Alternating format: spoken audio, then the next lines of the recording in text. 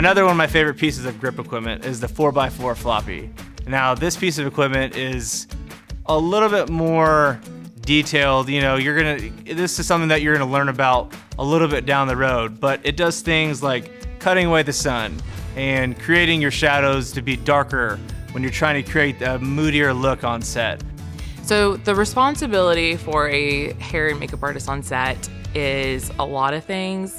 It's anywhere from taking care of your talent, kind of being mindful of the role that they're playing, doing things where you're watching the monitor to make sure that everything is looking okay.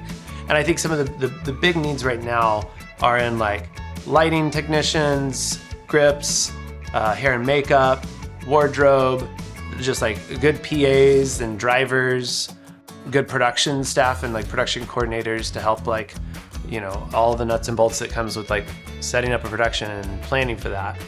Somebody just starting out, I think it's very important to never be afraid to ask questions. There's no such thing as a dumb question. Better to be safe than sorry, because if you're embarrassed to ask the question, you might make a critical mistake that's going to come back to haunt you, or you could hurt somebody. So ask the question. Some of the responsibilities for a production assistant include running errands, helping set up equipment. Sometimes we help dress sets.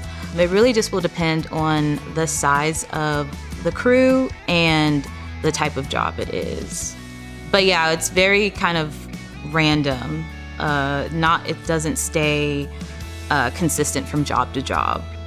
So the key grip works in conjunction with the cinematographer and the gaffer primarily, but they actually work with a lot of different departments in different ways. So on a normal day, the cinematographer would confer with his gaffer and his key grip on his lighting needs.